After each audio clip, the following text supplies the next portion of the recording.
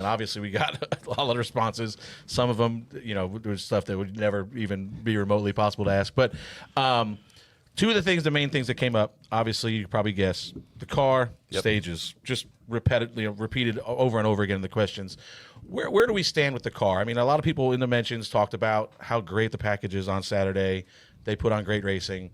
Obviously, the short track, I feel like, and I've said this on here before, and it's probably gotten me in trouble on here before, I think the mile and a halves are as good or better than they were before.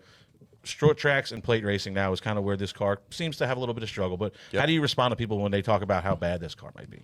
So I guess I don't think how bad it is. I think where could we improve it, right? Yeah. And so I agree with the fans in terms of where we can make improvements. So if you look at the intermediate, let's go back to why we put this car together, right?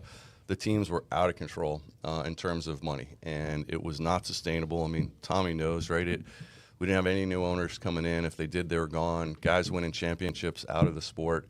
And so when we looked ahead for that model of where are we going to go, we didn't see a bright future. OEMs were talking to us about this isn't sustainable. Sponsors were getting out of the sport. So we made a decision. We thought working with the industry to come up with a car model that would kind of try to curtail some of the costs. Not perfect by any means, right? But we saw new owners come in. We saw new teams win, which is great for the sport.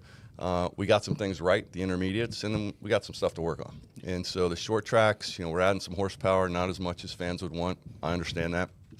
Looking at some things we could do with the spoiler on the car.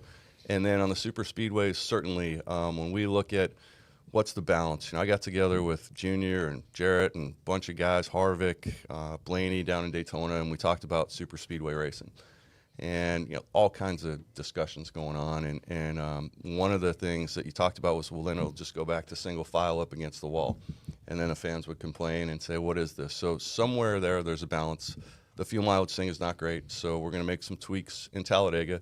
Not perfect by any means. I don't want any fan to say, hey, NASCAR did this and they think it's perfect. This was a short step so we can get to January in the off season. We'll go back to a test like we used to have, and hopefully make some broader changes because we don't like it either. Yeah. Is there things that we can look at with that Xfinity car? Because obviously the Xfinity package O'Reilly package is great.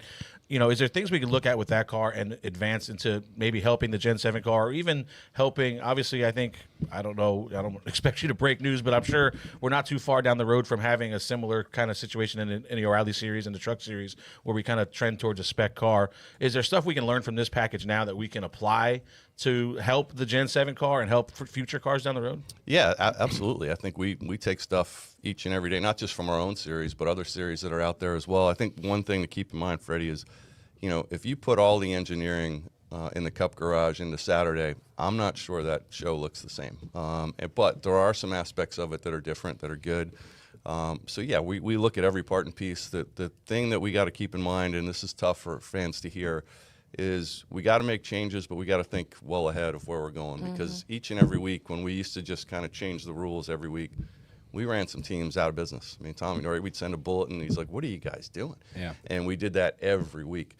Now, when we introduced the new car, you saw it was pretty good racing, right? Because a lot of guys caught up. So the challenge for us is get ahead of it, make sure that we give teams ample notice. Don't let them test a ton, but introduce some new things so that we mix it up each and every year, and you don't have the same guys winning every race. Yeah. The other thing obviously came up was stages. Yeah.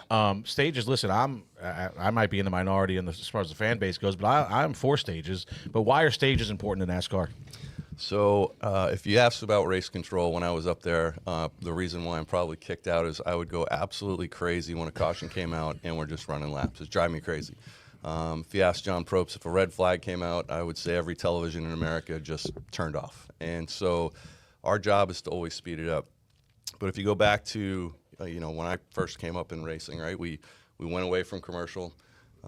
Racing was going on. Nobody saw anything. We introduced the stage brakes so that TV could kind of load up their commercials. Saw that, worked pretty well. Now we have some side-by-side racing, which is good. And now the next thing to work on is the length of those stage brakes, because especially at short tracks, I've heard, get rid of the actual brake and just run it. When we did that at the road courses, getting small sample size, but it was terrible. Yeah, it was awful. But we're still looking at it. And I think, the drivers are pretty loud. I spent some time Friday with a couple guys, and they're like, you got to do something, the Martinsvilles of the world. So it is high on the radar to figure out how we kind of keep moving that. But nobody up in race control is saying, hey, let's make it longer. Yeah, Like, for sure. I think it's a big focus for us, and we got to get that right.